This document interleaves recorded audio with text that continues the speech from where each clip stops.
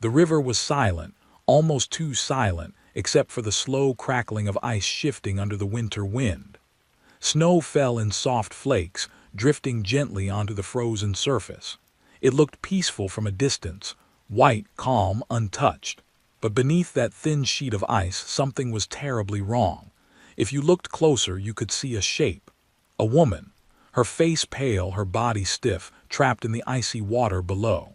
And in her arms, pressed against her chest with the last bit of strength she had, was her baby. The baby didn't move. The woman didn't move. They were locked together in a moment that could only be described as heartbreaking. Her fingers were frozen around the tiny child, as if her entire instinct, even in the face of death, was to protect the life she brought into this world. The water around them was dark, painfully cold and silent. Every second that passed made their chances of survival fade a little more. Above the ice, everything looked still.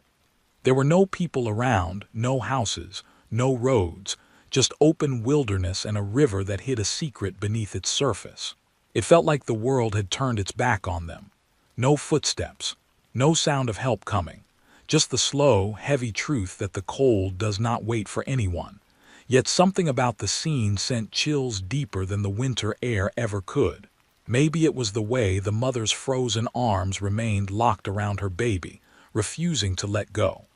Maybe it was the way the ice, thin and cloudy, showed just enough to make your heart stop for a moment.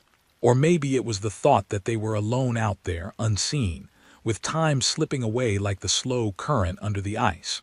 But the wilderness has its own watchers, people who live far from towns, far from crowds, closer to nature and closer to danger. Somewhere in the distance, hidden by trees and snow, a man was walking. A mountain man. The kind of person who knows the land, knows the sounds, knows when something in the forest is wrong. He couldn't see the mother or the baby yet, couldn't know what waited for him near the river. But something was about to pull him toward them, something silent, urgent, and impossible to ignore. And that was the moment everything began to change. Winter in the high mountains doesn't just arrive. It takes over. It moves through the trees, settles on the cliffs, and claims every sound until even the wind seems to whisper quietly, as if afraid to disturb the cold. The river, which in warmer seasons flowed fast and wild, was now stiff and muted under a shell of ice. Snow covered everything in a clean white sheet, hiding the sharp rocks, fallen branches, and the silent dangers beneath. It was the kind of cold that didn't just sting your skin, it crept into your bones, slow and certain. People rarely passed through this area in the winter. It was too remote, too unforgiving. Even animals kept their distance from the river, knowing the ice could crack without warning. But on this day, a woman found herself near the edge of that frozen water, her breath unsteady, her steps slow. She clutched her baby close, shielding the little bundle from the harsh wind. Her coat wasn't thick enough, her boots weren't warm enough, and the cold had already started to bite at her fingers. She kept moving, though, one careful step at a time, as if she had no choice. Her eyes scanned the landscape, perhaps searching for a path, a sign of safety, or simply a place to rest. The mountains surrounded her like towering, silent giants. The trees stood tall and dark, dusted with snow, watching her as she passed. She wasn't from this place. Anyone could see that. She walked like someone who wasn't used to the wilderness, someone who might have been lost for hours or even days. But there was something fierce in the way she held her baby, something determined. It was clear she wasn't giving up easily, no matter how cold the world around her became. Her baby let out a small, soft cry, a tired, weak sound that got swallowed by the air almost instantly. She adjusted her grip, whispering something into the tiny ear. Her voice trembled, not just from the cold, but from fear. She knew they had to keep moving. She knew stopping could be deadly. The snow wasn't deep, but every step felt heavy, as if the cold was trying to hold her in place. Her breath came out in fast, white puffs, disappearing as quickly as they formed. Ahead of her, the river stretched like a white road cutting through the forest. The ice was smooth in some places, cracked in others. It didn't look reliable, but it looked like a path, one that might be shorter, one that might save time. Maybe she thought crossing it would bring her to safety faster. Maybe she believed she was strong enough. Or maybe she was too cold, too tired, and too desperate to think of another way. She reached the riverbank and paused. The baby whimpered again, the sound thin and fading. She adjusted the blanket around the small body, shielding the face from the wind. The woman's own face was pale, lips trembling, eyes wide with exhaustion. She looked out across the ice. It didn't seem too thin at first glance. Animals crossed frozen rivers all the time. Travelers did too when they had no other choice. She stepped forward and pressed her boot lightly onto the surface. The ice groaned faintly, not a break, not a crack, but a warning. But warnings don't always stop people who are out of time. She stepped onto the frozen river, her movements slow and careful. The cold hit her harder here, rising from the ice into her legs. She tightened her arms around her baby. The child's small face pressed against her chest, and she shielded it as best she could. With each step, the ice moaned under her weight, but she kept going. She didn't look back.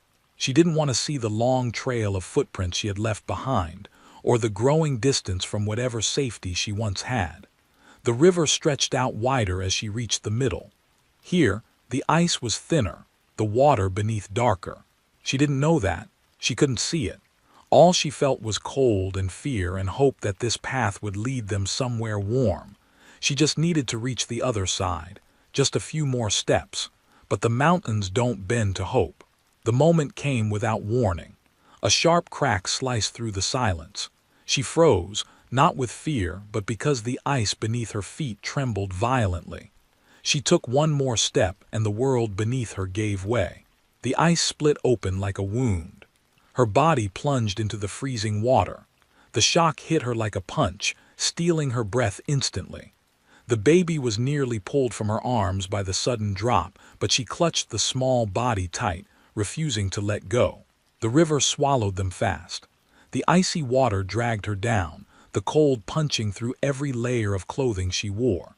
She gasped, trying to stay afloat, but her limbs were stiff, heavy, and painfully slow. She pushed her baby above the surface, holding the child close to her face, trying to keep their head above water. Her own head dipped under and came up again. The cold was unbearable, like knives pressing into her skin. Her breath turned shallow. Her fingers ached so badly she could barely keep hold of her child. The broken ice around her drifted and bumped into her, making it harder to stay up. She tried to pull herself onto the surface, but the ice kept breaking under her weight. Every time she thought she had a grip, it snapped again, sending her back into the dark water.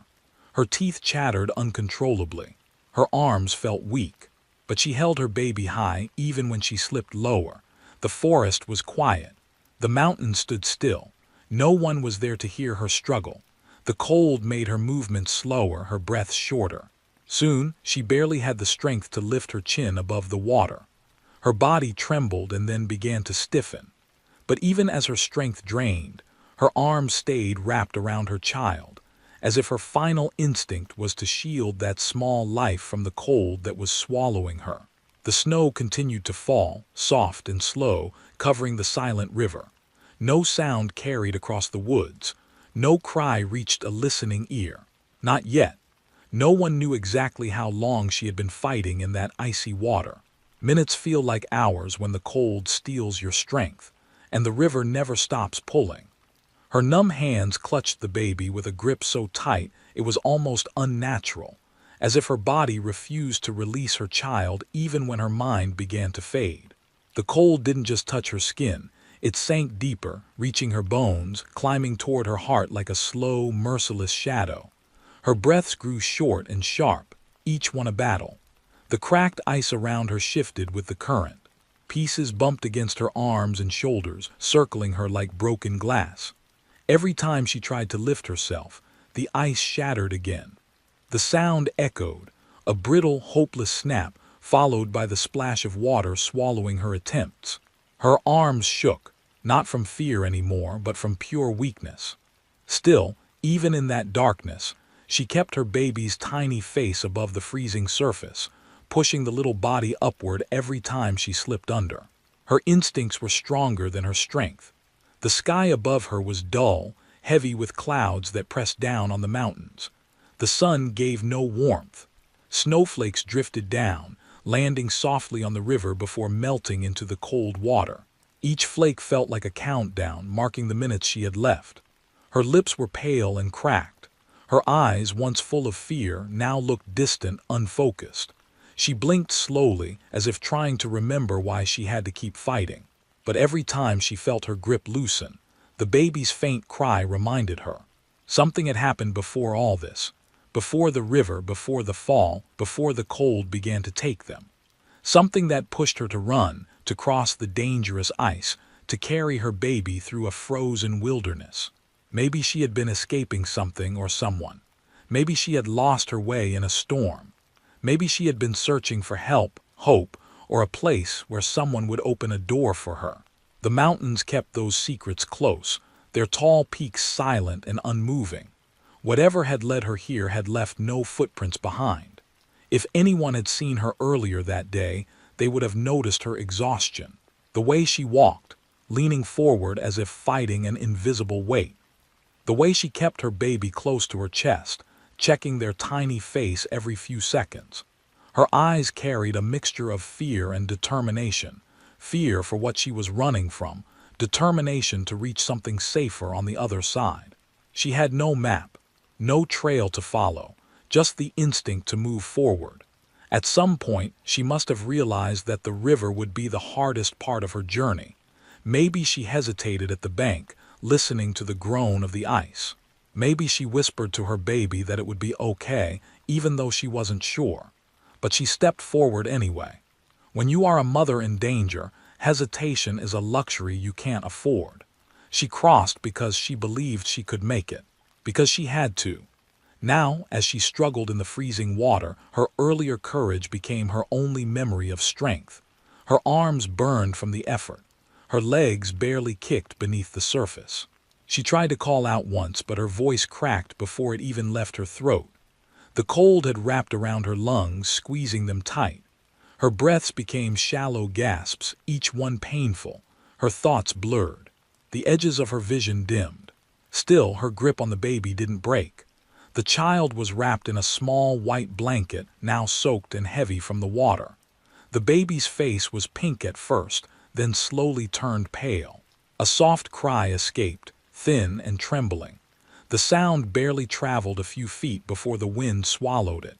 The mother lifted the baby higher, her own chin sinking deeper into the water. Her teeth chattered uncontrollably. Her hair clung to her face, frozen into thin strands. She blinked away the ice crystals forming at the corners of her eyes. The river didn't care about her struggle. It kept moving, slow but steady, pushing her away from the broken edge of the ice where she first fell in. She tried to swim backward toward the shore, but her limbs were too heavy. The cold had numbed her muscles until they felt disconnected from her body. Her movements slowed. Her fingers stiffened. Her chest burned. She pushed her baby above the surface again, and in that moment a part of her knew she was giving everything she had left. In the forest nearby, a sound stirred.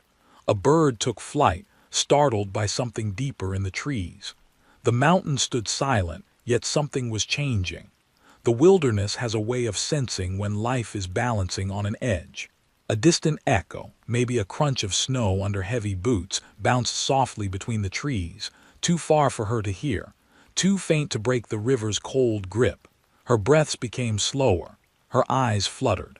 Her arms, once strong and fierce, began to weaken. The baby whimpered, a soft, fading sound. She pressed her cheek against the child's forehead, sharing what little warmth she had left. Her body trembled violently once more, then gradually became still. But even as her strength slipped away, her arms stayed locked around her baby, the final gesture of a mother refusing to surrender. The forest around them remained quiet, unaware of the moment unfolding beneath the ice. Snow continued to fall. The river carried its cold current beneath them. Time ticked by in silence. And then, somewhere in the distance, something shifted. A presence moved through the trees. A pair of eyes scanned the frozen ground. A man who belonged to these mountains was making his way toward the river, unaware of the life-or-death moment waiting for him just beyond the bend. He had lived in those mountains for so long that silence felt like an old friend. The cold didn't bother him the way it bothered most people. It bit at his skin, yes, but it didn't frighten him. He knew every sound the forest made, every creak of a frozen branch, every distant rumble of shifting snow, every flutter of wings as birds took shelter from the wind. His cabin sat deep in the woods, hidden behind tall pines and rugged rocks, and he spent most of his days alone, moving through the wilderness with the ease of someone who trusted the land and understood it. On this morning, he had stepped outside with no particular purpose. Sometimes he hunted. Sometimes he gathered wood or checked his traps. Other times he simply walked because the mountains told him to. That day it felt like a pull, not a sound, not a sight, but a feeling in the air. A pressure. A quiet shift. He listened more closely than usual, letting his senses stretch out across the frozen world. Something felt wrong, though he couldn't explain why. Snow crunched under his boots as he moved through the trees. His breath came out in small white clouds. A fur-lined coat protected him from the worst of the cold, and his hands, rough and scarred from years of mountain living, rested loosely at his sides. He followed a narrow trail between the pines, not because he needed to, but because something inside him whispered that he should. The mountains have a way of speaking to those who listen. As he walked, his eyes scanned the ground the way they always did. He noticed fresh animal tracks. A rabbit had hopped across the path not long ago. A fox had followed, its paw prints narrower and sharper. But then something stopped him. A different mark in the snow. A shape that didn't belong to the forest. A human footprint. Light, uneven, pressed deep into the powder. The edges were sharp, too sharp to be more than a couple of hours old. He crouched and touched the print with his fingers. Cold, fresh. He straightened and looked ahead. Another print, then another. A trail leading toward the river. That alone was unusual. In winter, almost no one walked this far into the mountains unless they knew the land. And these prints told a different story. They were slow, staggered, heavy in some places, light in others, like someone struggling, like someone tired, or afraid. He followed the trail with longer, faster strides. The trees thinned slightly as he approached the riverbank, and the sound of ice shifting reached his ears. It was a soft, eerie groan carried by the wind. He stepped closer, scanning the frozen surface. The river stretched out in front of him, coated in a sheet of pale blue ice, broken in places by dark patches of water. Snow lay in thin layers across the surface, hiding the danger just beneath. Something in his chest tightened. He saw the hole where the ice had collapsed. Jagged edges circled it like a dark mouth. The snow around the opening was disturbed, cracked, pushed aside. Someone had fallen through. His eyes moved quickly across the scene, searching for movement. At first he saw nothing but fragments of floating ice drifting slowly with the current beneath the surface. Then he saw the shape, a blur under the ice, a pale face, a hand, a small bundle pressed tightly against a woman's chest. His heart slammed hard once, like a heavy fist against his ribs. He stepped closer to the riverbank, leaning forward, trying to get a clearer view. Through the cloudy, fractured ice, he could just make out the woman's arms locked around her baby. She wasn't moving. The baby wasn't moving. He didn't shout. He didn't hesitate. He didn't waste time with fear. Fear was useless here. Only action mattered. In seconds, he stripped off his heavy coat and threw it onto the snow behind him. The cold air bit into his skin, but he ignored it. His boots dug into the ice as he moved forward, testing each step, listening for cracks. The river groaned under his weight, warning him, but he was not a stranger to danger. He stepped anyway. He dropped to his knees near the edge of the broken ice. The water below was a deep, dark blue, swirling slowly like a quiet monster. The woman floated under the surface, her face inches from the underside of the ice, her arms wrapped around the baby even in unconsciousness. Her fingers were white. The child's small blanket was stiff with frozen water. He pressed his palm flat against the ice, feeling the vibrations of the current below. He could see the woman's hand drifting, barely touching the underside. She was slipping deeper. Time was nearly gone. He lowered himself onto his stomach, spreading his weight, inching closer to the break. The ice creaked loudly. He didn't flinch. He reached forward and tapped the ice above the woman's head. Once, twice, listening to the crack respond. If he broke too much, the river could swallow all three of them. If he broke too little, he couldn't reach them. His breath came slow and steady, his mind calculating, his muscles tensed. He hit the ice again, harder this time. A crack shot across the surface. Another hit, another split. The ice groaned and dipped. He braced himself. The next strike shattered it. Cold water exploded upward, splashing over his arms and chest. The shock burned his skin like fire. He gasped just once. Then he plunged his arms into the freezing water and reached for the woman. Her body drifted slightly, carried by the current.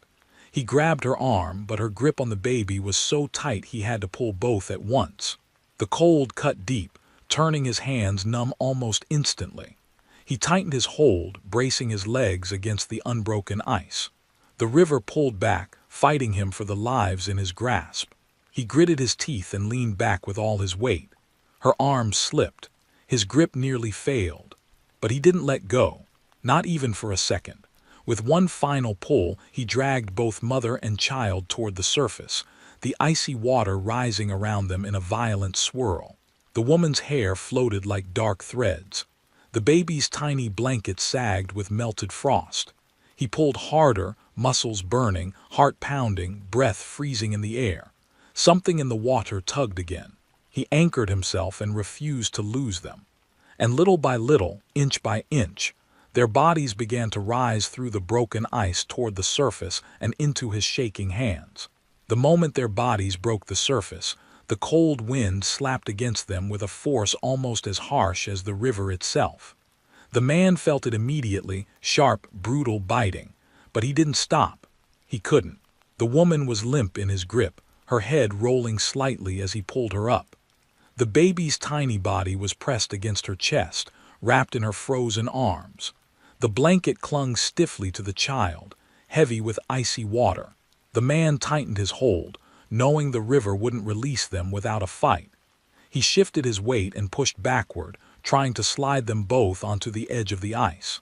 The surface cracked again, splintering beneath him.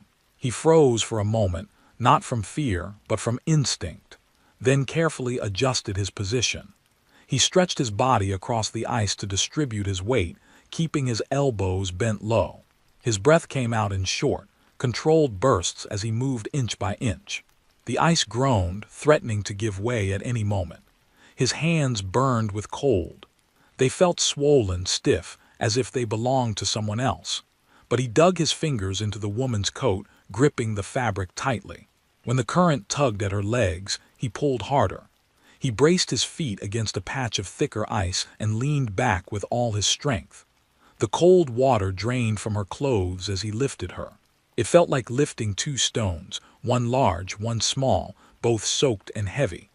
Little by little, the woman's upper body slid onto the ice. Her baby, still held in her arms, moved with her. The man adjusted his grip, making sure the child's head stayed above the surface. He couldn't see the baby's face clearly. Wet strands of the mother's hair clung to it, but he saw slight movement, a tiny tremble, a faint, quivering breath. Good. That meant there was still time. He took a deeper breath, gathering his strength for the next pull. His arms strained. His muscles burned. The cold chewed at his skin, digging deeper than he could control. But he kept going. He hooked one arm under the woman's shoulder and lifted again. The river inside the broken section swirled angrily, dragging at her legs and pulling against him like a stubborn beast unwilling to surrender its claim. He whispered something under his breath, not a prayer, not a plea, but a simple, fierce push of will, and pulled again. This time her hips slid over the edge, then her legs. The last bit of resistance from the water slipped away, and suddenly she was fully out, lying motionless on the ice. The baby rested against her, silent but breathing. His chest rose and fell weakly, barely noticeable beneath the layers of wet cloth. The man didn't allow himself more than a single breath of relief. Then the ice beneath him cracked. A jagged line shot outward from where he lay. The sound echoed through the quiet forest like a warning shot. He knew immediately what it meant. His weight alone had been risky. With all three of them on the fragile surface, it wouldn't hold for long. He slid forward, closer to the woman and child. The ice dipped dangerously, but he kept his movements slow, steady. His heart hammered in his chest. The river below waited, swirling dark and merciless beneath the fresh cracks. One wrong shift, one sudden move, and all three would fall through again. He reached the woman's torso, pressing his hand to her collar to check for breathing. Her chest moved, but so faintly he almost missed it. Her skin was cold as stone. Her lips were blue. She looked fragile, almost brittle, as if a sudden touch might shatter her. But she was alive. Barely. He glanced at the baby. The little one's eyes were closed. The tiny fists were stiff. The blanket clung to the infant like a sheet of frost. But the chest rose in small, trembling breaths. That was enough to keep him moving. He wrapped one arm around both mother and baby and used his free hand to drag them across the ice, inch by inch, toward the riverbank. He kept his body low, crawling, feeling the ice shift beneath them. Cold water seeped from their clothes, spreading in a thin film that froze instantly around them. His fingers, numb and stiff, felt like they might break with each movement. But he didn't let go. A loud crack split through the air. He froze. Another crack responded, rushing across the ice like lightning. He felt the surface shift under his elbow, tilting slightly, dipping toward the water. He slid himself forward quickly, pulling both bodies with him. Just a few more feet. The snow near the riverbank looked solid. The trees stood like sentinels, close enough that he could almost reach them. He used the last of his strength and dragged the woman and baby forward with a rough, desperate move. The ice groaned under the weight, then steadied as they reached a thicker patch. He didn't stop. His lungs burned. His hands shook violently. His entire body felt frozen and numb. But he kept pulling until his boots touched the snow-covered earth of the riverbank. When the solid ground finally held them, he let out a breath he hadn't realized he was holding. He dragged the woman farther onto the shore, then lifted the baby from her arms. The mother's fingers were so stiff they barely released their grip. He had to gently pry them open, whispering under his breath as he did, even though she couldn't hear him. He wrapped his own coat around the baby, shielding the tiny body from the cold wind. The woman lay beside him, her breaths faint and uneven. Frost clung to her eyelashes. Her hair was stiff with ice. Her skin was pale as the snow beneath her. But she was not lost. He glanced at the river behind them. The water had already begun to settle, the broken pieces of ice drifting outward, closing slowly like a wound healing itself. If he had arrived even a minute later, he didn't let himself finish the thought. Now came the hardest part, keeping them alive on that frozen riverbank. Snow continued to fall around them, quiet and steady, as if the world hadn't just witnessed a fight between life and death. The man knelt beside the woman and the baby, his breath heavy and white in the freezing air. His body shook uncontrollably now that the adrenaline was fading. The cold he had ignored earlier came rushing back with a fierce bite. But he didn't allow himself to collapse or rest. Not yet. They were alive, yes, but barely. And cold like this didn't forgive hesitation. He checked the baby first. The tiny chest rose and fell, shallow but steady. The eyes stayed closed, lashes stuck together from frozen tears. The little hands were limp inside the coat he'd wrapped around the small body. He touched the infant's cheek gently. It was cold, colder than any baby's skin should ever be, but not stiff. That meant the child still had a chance, he thought firmly, that he would not let slip away. Then he looked at the mother. Her face was ghost pale, her lips a deep violet, trembling with each weak breath. Frost clung to her eyebrows and hair. She looked fragile, like a statue carved from ice. Still, when he placed 2 fingers against her neck, he felt it, a slow, faint pulse. It was there, working quietly, refusing to stop. She had held her child above freezing water with every last ounce of strength she had. Now it was his turn to carry both of them. He didn't waste time. He slipped his arms under the woman's shoulders, lifting her gently. Her body sagged against him, heavy and helpless. He gritted his teeth and adjusted his hold. His muscles protested, tense and exhausted, but he pushed through. He tucked the baby securely into his coat, close to his chest, and then gathered the woman's body into his arms. The snow around his boots swirled as he stood, one slow step at a time. The forest ahead felt darker than before. The trees towered like tall shadows, and the path back to his cabin looked longer than he remembered. The cold wind whipped through the branches, tugging at his clothes and stinging his skin. But he moved forward, his breath loud in his ears, his arms full of 2 lives depending on him. He took each step carefully, making sure not to slip on the hidden patches of ice beneath the snow. The woman's head rested against his shoulder, her hair brushing his cheek. Her breaths were soft, almost too soft. He listened for each one, counting them, afraid that one might be her last. The baby was tucked under his coat, silent and still, only a faint warmth pressing against his chest. His heart beat faster each time. He didn't feel movement immediately. But every few steps he felt a small tremble, a tiny flutter of life. He walked deeper into the forest, following a path he knew by memory. The sky grew darker, the snow heavier, but he didn't stop. His cabin wasn't far now. Smoke still rose from the chimney. He had left the fire burning earlier that morning. The sight of that thin ribbon of smoke in the distance gave him strength he didn't know he still had. He pushed through a thick cluster of pines, and finally the small wooden cabin came into view. It was humble, rough around the edges, but it was warm inside. Warm enough to fight back the cold that clung desperately to the woman and her child. Warm enough to save them. His boots crunched against the packed snow near the steps as he approached. The cabin door creaked loudly when he kicked it open with his foot.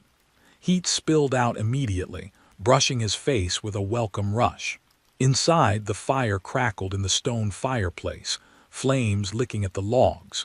The room filled with orange light, a sharp contrast to the icy blue world outside. He laid the woman gently on the bed near the fire, her stiff hair fanning out across the blanket. He pulled his coat open and carefully lifted the baby out, holding the small body against his hand. The child's face was pale, but the tiny chest still moved. He grabbed a thick wool blanket from the chair and wrapped it around the baby, tucking the edges snugly. He held the child close to the fire's warmth, not too near, but close enough that the freezing cold could begin to retreat. Then he turned back to the woman. He removed her wet coat with careful, respectful hands, working slowly to avoid hurting her frozen skin. Her arms were stiff, her fingers curled slightly, as if still holding her baby.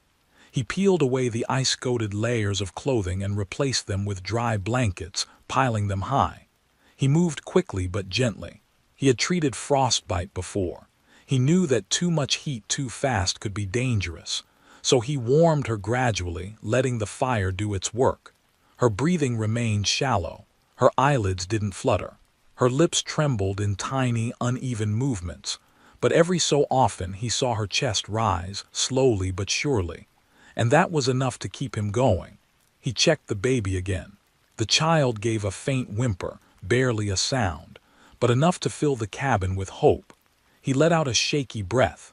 It was the first sound the baby had made since he'd pulled them out of the river. He sat on the edge of the bed, his hands still shaking from the cold. Outside, the wind howled and snow piled against the cabin walls. But inside, the fire cracked softly, warm and steady. The mother, wrapped in blankets, fought silently for breath. The baby lay nearby, fragile yet alive. And the man watched over them, refusing to let sleep take him.